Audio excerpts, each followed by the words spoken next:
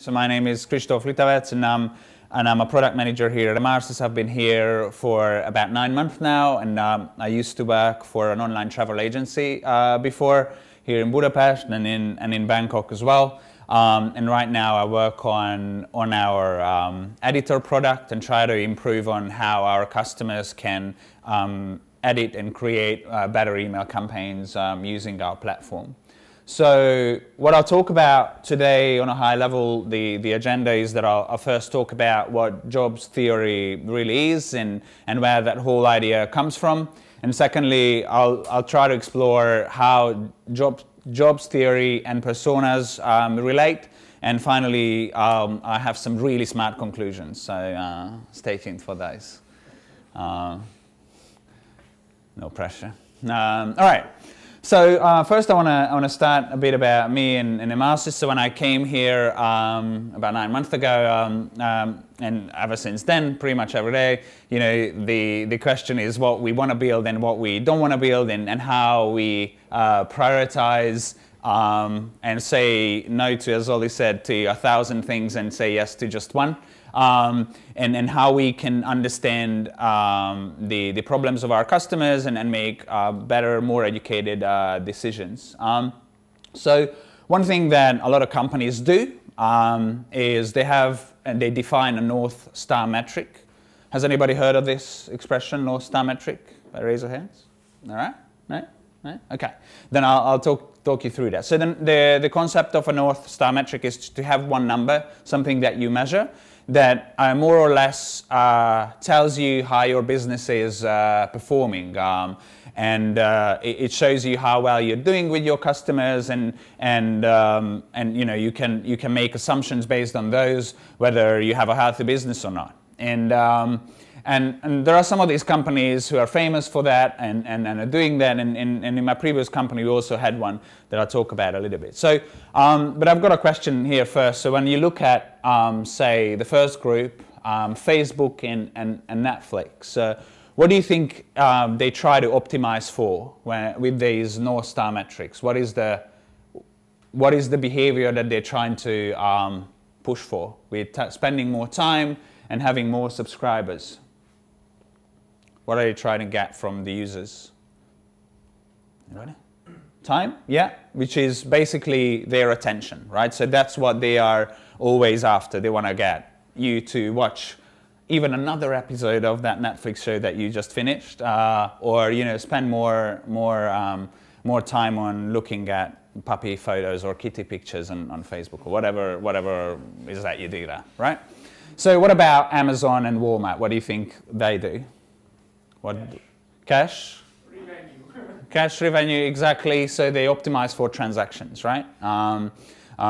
Pretty straightforward. They want to make more of that. And then the last one, Salesforce and Adobe. What do they want from their users? Subscriptions? Not entirely. It's more productivity. So they promise to their users is that you will become way more productive if you use Salesforce or Adobe, right? At the company that I worked for, as I said, it was an online travel agency. What we had, for instance, it was incremental bookings per day. Basically, what we had is any product development or anything that we did, we had to justify it and say, even if I change the color of a button on the front end, I had to say, this will bring us an additional X number of bookings per day for the business, right? It's a silly example. A change of a color won't do that much, but you'd be surprised what moved the dial sometimes. So when I came here, then I was wondering, what is our North Star? Like, what is the metric that we look at when you create an email editor, and how do we measure that within Mattress? And we were exploring, or I was exploring a few things, like, should we measure adoption and how that changes for our editor over time? And I also looked at click-through rates. And for those of you who don't know what that means, that's basically the ratio of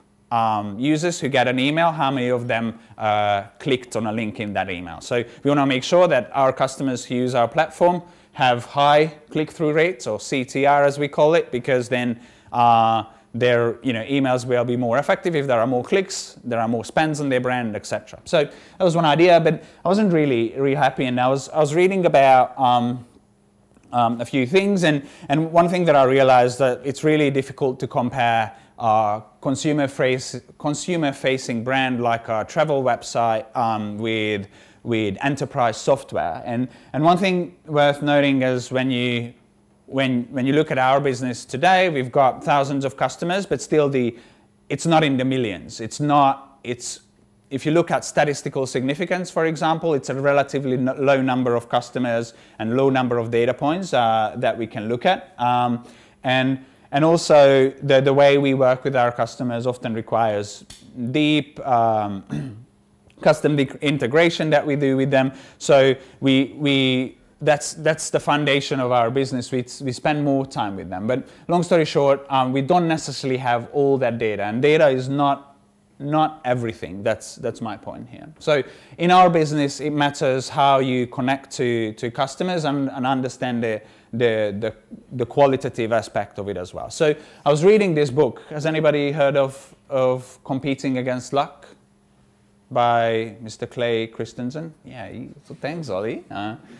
Anyway, he unfortunately he's recently passed away, and in this book, and that's basically the essence of my talk today, he talks about jobs theory, or as they like to call it, jobs to be done, or JTBD, and maybe there are some other funky names around in the universe.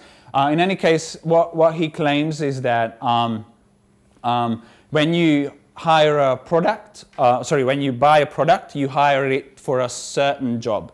And what you do is you go there and then as a customer, you expect that product to do a certain job for you, right? You don't do this just for fun, but there is a certain function that you expect out of it. And innovation in general, 95% of the products that companies create fail because they fail to understand what the customer's problems are, and they also often look at personality traits and look at their customers and segment them by different demographics, etc., which doesn't necessarily translate into why they purchase that product. So talking about innovation in general, the book also mentions that 84% of the executives think that innovation is extremely important, yet 94% of them also think that they are not really happy with the progress they are making. So why does that happen? And one of the mistakes that companies do, and especially today when we live in a very data-rich environment, we all can fall into that trap. And the book talks about it extensively, that correlation isn't causation. In other words, you can have two data points, and there is, I think, an entire website of very funny examples of what two data points correlate, but this is just one of them. And what I mean by this is that the fact that two data points correlate, it doesn't necessarily mean that there is a causational link between them. In other words, if you eat more ice cream, it will not cause forest fires, even though this graph suggests that there is a correlation between them, right?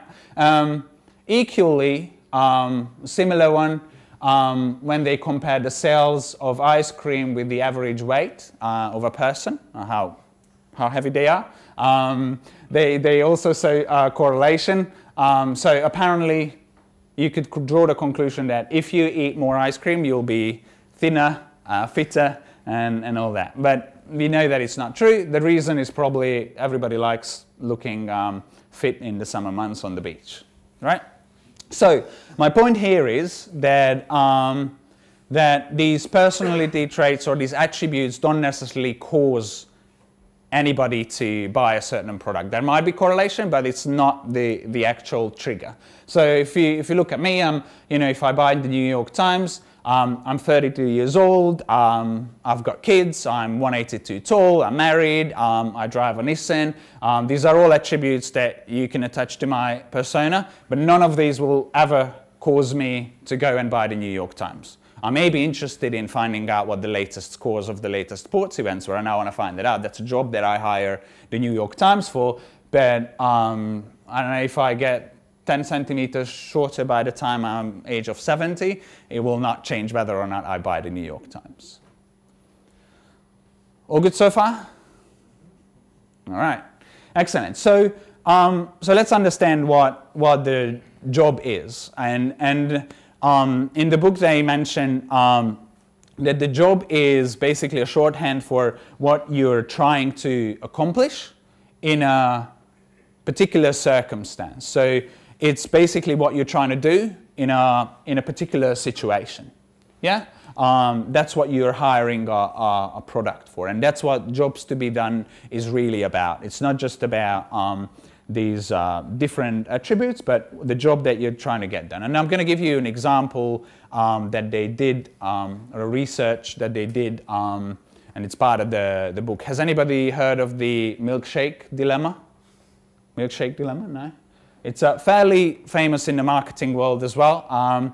But basically, what happened here was that they were hired as a marketing agency to improve the sales of milkshakes for a fast food chain. Yeah, that was the whole problem. They wanted to sell more milkshakes. And what the fast food chain has already done, they added more sugar, they decreased the sugar level, they changed the context of the milkshakes, they gave bigger cups, smaller cups, nothing really helped move the dial and sell more milkshakes. And then they did extensive research, and they asked this question themselves: what is the job that the milkshake is trying to do for people? And then they found out that 40% of the people who were buying a milkshake, they were buying it in the morning hours. In other words, it was just before their morning commute, and they were hiring the milkshake to fill their belly on the long commute and not to feel hungry by the time they reach there and have something in their hand, yeah, while they're driving to work. So in that aspect, the competitors of Milkshake weren't really other milkshake brands, or not only other milkshake brands, but it was bananas and bagels. But if you eat bananas and you're driving, it's sort of messy, it's all over the place, plus it doesn't last very long. Or if you eat bagels, they're dry, so you get thirsty, and then you've got bagels and drinks, and you still have to drive, so it's also messy. But the milkshake did that job really well, because it filled your tummy long enough, you could suck on it all the way to work, and it lasted long, right? So what I want to say by this is that, I'm sorry, just go back to the previous one. So by the end of this, they understood that the job that they're trying to do is this morning commute, and with that, they could figure out certain product attributes that were optimized exactly for it.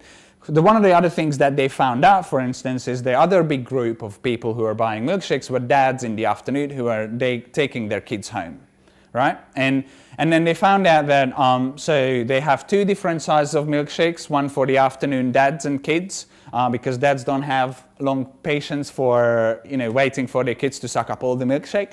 But in the morning commute, you might want to have a different density of your milkshake. You want it to last. You want to have a different size of cup, so they could optimize the product for that specific job. All right.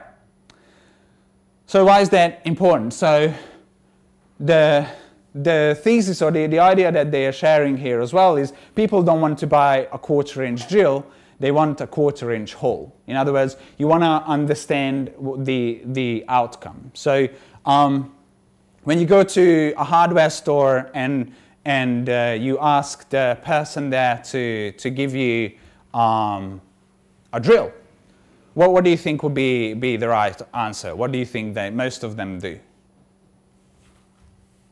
I want a drill. What would they tell you? Yeah, maybe some of them will say, for what do you want this, right? Or the less sophisticated ones are just going to go, yeah, go away, it's R20, go and get it, and then there is the cashier, right? So these are the two options, and that's exactly what I wanted to explore. So if they start understanding what the use of it is, yeah, I want to drill a hole, okay? But there is even another step, which is slightly related to what Zoli was about, and I think that's a very strong methodology to understand what the outcome and what the impact is like. What do you want that hole for, right? And maybe you want to hang a picture and perhaps a self-sticking picture that you can just put on the wall would solve your problem. Instead, you get a gigantic drill that you carry home and drill a huge hole in your wall because the salesperson at the store didn't understand what your problem was, right? So understanding what the outcome is critical. And so how this comes about is that there are often what we focus on with product development in general, we look at what the functional aspect of a product is. Yeah, I want to drill. And I want a big hole with it. I want it to last. I want to have a long cord, etc. But there are two different dimensions, at least. That's what they claim in the book as well, which are the emotional and the social dimensions. So let me help you with that. Let me try to explain what that means. So let's say the job that you're trying to get accomplished is you want to travel to another city. Yeah, and functional criteria or functional aspects of that thing would be, you want the travel time to be less than a full day, you want to have enough luggage with you, and you want it below a certain price. Yeah. But then there are other aspects of it. You want this to be comfortable, which is more the personal, emotional aspect of it. You want to be treated respectfully. And there's the social element. You want to remain presentable, so not show up from a trip with, some saliva on your face and all your clothes wrinkled, and you don't want to be in anybody else's personal space. So what this theory claims is that it's very important to look at not just the functional, but also the emotional and the social aspect of a product that you build. So I thought I'd give you an example of what we have here at Emarsys, especially with the email editor that we are working on. So one of the things the job that you would like to do is you want to send out personalized marketing emails to improve your sales, right? That's what you want to do. And there are functional things. You want to be able to edit your emails fast. You want to be able to personalize them and put contact data like hello first name and hello, I know you've got blue eyes or whatever that is, any personalization in there. But then there are also emotional aspects of it, even in our world, that you want to have great design. You want to feel good in that environment. You don't want to create just an email, right? You want to be proud of it. You want to be as proud of it that you want to then later on go to your manager and say, look what I've created, it's amazing, right? So there is that social element. And the learning here, for me at least, was that we always focused on making our editor better, and we've known for a while that testing emails or sending out test emails was sort of okay, it works, but it wasn't always the best feature that we had in there. And we said like, yeah, whenever we have some time, we'll fix it. And then later on we realized that it is a very important piece of the puzzle, because that's when our users who are creating those emails go to their bosses and say, hello boss, look what I've done. And that's how you test your marketing message. So solving this problem is actually, it may be more important than just looking at all the sending fast and personalized better piece. Yeah? Good, so why is that important? Because again, what the theory is talking about is the idea of a first thought. And when you do user interviews or anybody in your teams or are trying to see how the product would work, what we traditionally focus on is, here is where I started consuming my product and I want to know what your feedback is about it, right? That's how you want to understand it. Is it working for you? Is it good? And what they're saying is that it's extremely important to understand the context, even from the very first thought where you had that idea, I've got a problem, I need to solve it right now, I want to send emails and I don't know, Gmail isn't good enough for me, or I want to have a better travel experience when I go to another city. So extracting that first thought is going to give you that context of the circumstance that I was talking about earlier. So there's a very interesting interview that I'm not going to go into in much detail, but they did that on live stage. Those guys who created this theory around jobs, where they were talking to a person about when he purchased a new mattress and how that worked for him. And then it turned out that he went to one of the big retail stores in the US and he bought a mattress and then he was happy with it. But then through a series of like hundreds of questions almost, like they went through and understood who were you with, what were you doing, why were you there, and it turns out he was there with his kids who were sitting in the shopping trolley screaming, wanting to leave the store. They've always wanted a new mattress but never really sort of did the research, and their previous mattress was not working well. The husband couldn't really sleep for quite a while now.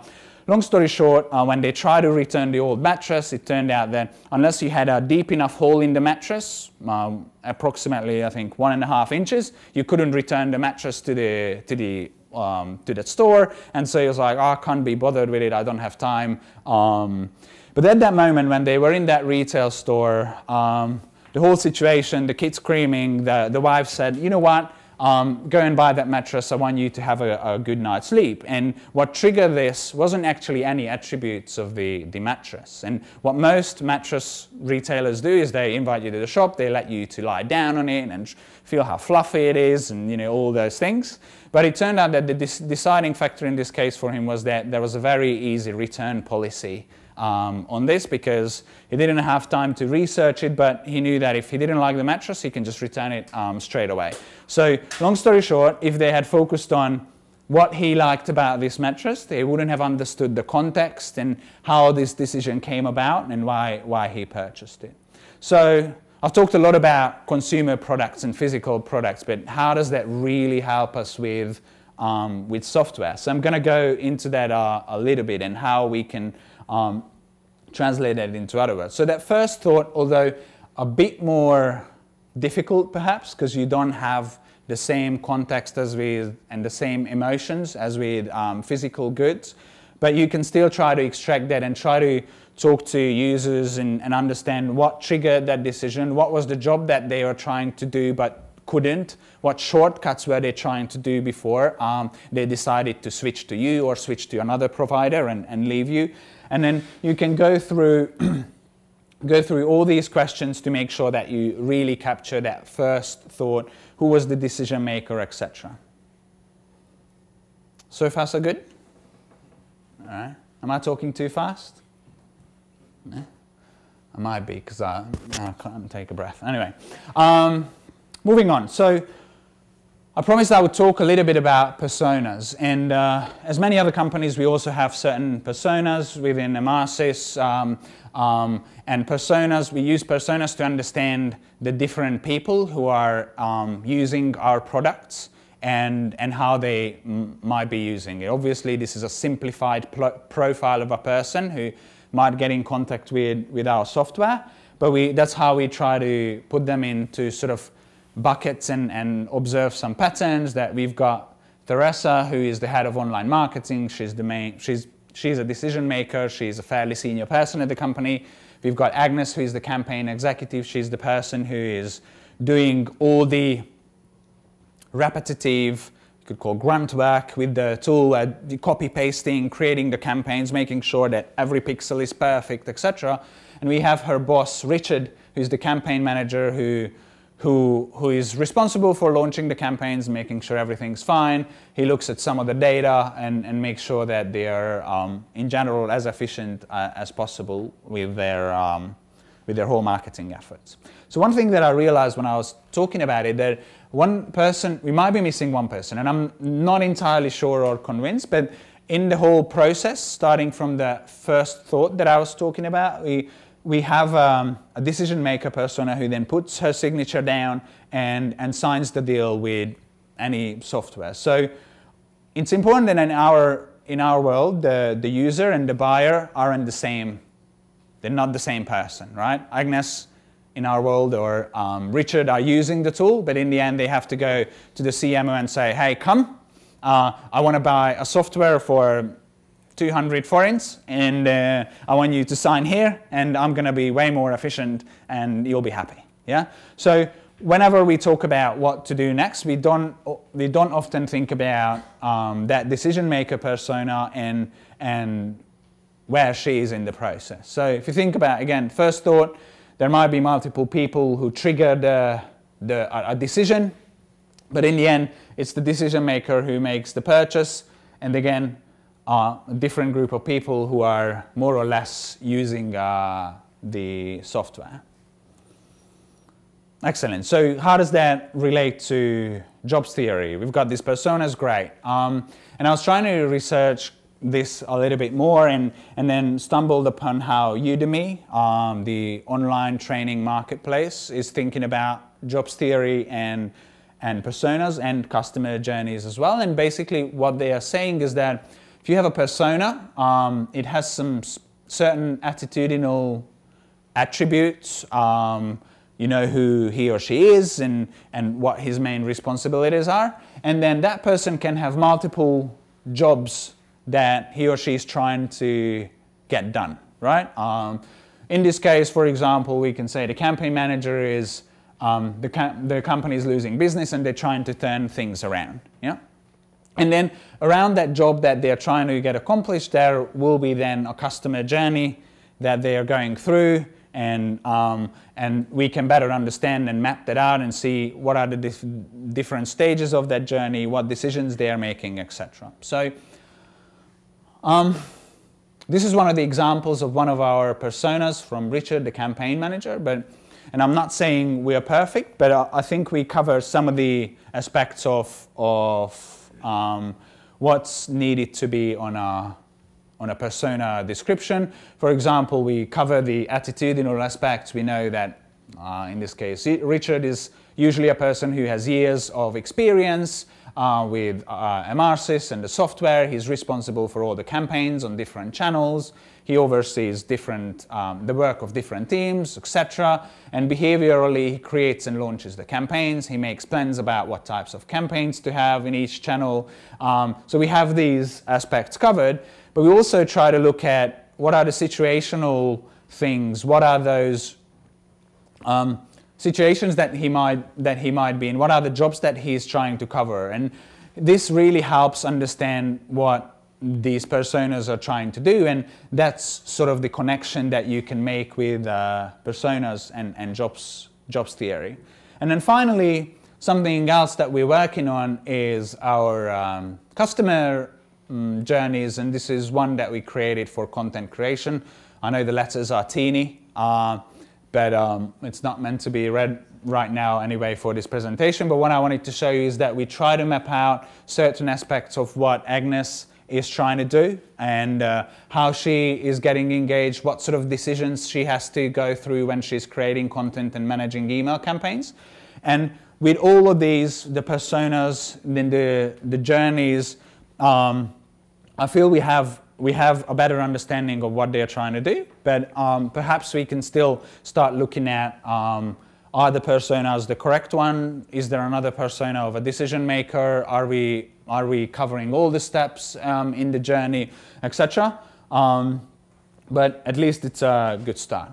So with that, I'm coming to the end of my presentations and the conclusions that I wanted to draw out of this. So first of all, I talked about quality. So it's easy to get into the trap of looking at numbers and being obsessed by them, but it's also really important to understand the context, not just the numbers and draw conclusions from them. Remember, correlation isn't causation. And then also we're talking about that there are emotional and social aspects of the products, not just the functional ones. It's important to understand them, to look at what the first thought is during a decision-making process. And in our business, the users are not the same ones as the buyers. So most importantly, just as a final thought, the whole jobs theory is about people experience problems in their lives or businesses, and they buy products to solve those problems. And that's the main conclusion of the book. And again, I didn't think you're going to turn things upside down, but I thought it was an interesting theory to share that I stumbled upon, and I think it has some aspects that all of us in software development can make use of. Maybe in a developer or a UX researcher or a product manager, thinking about what the outcome is, what the first thought might have been, and challenging everybody in the team that you're working on. May be helpful for you as well as you go on with your lives and do your jobs. So I've got a final conclusion extra that I prepared as well. Has anybody heard of Richard Fineman? Yeah? Okay, cool. Excellent. So he's a Nobel Prize winning physicist, and he had a Fineman learning technique, and just wanted to quickly shout out as well. So what he's saying is that if you want to learn something really well and really deeply, let's choose that concept first of all. Then next, you go and pretend you're teaching it to a group of students in grade 6. So that's what I did now. I'm sorry. And then identify gaps in your explanation. Go back to the source material to understand it better. So I'd love to hear some of the feedback that you might have on what I had to say today, and then you go back and review and simplify and try and explain it again to more people. So the point here is, and the reason why I wanted to share it, and as Ollie was saying, we've got the product management festival event coming up as well, but it's great to have these events and also stand on stage, but hear from others what they had to learn. I think it's a good way to get into interesting ideas and then learn about them, and that's certainly something that we'd like to encourage here at Masters as well. So with that'd be my final thought. I've got the resources that I used for this, which I think we'll be able to share after the presentation, and I'd love to hear some questions from you now. Thank you.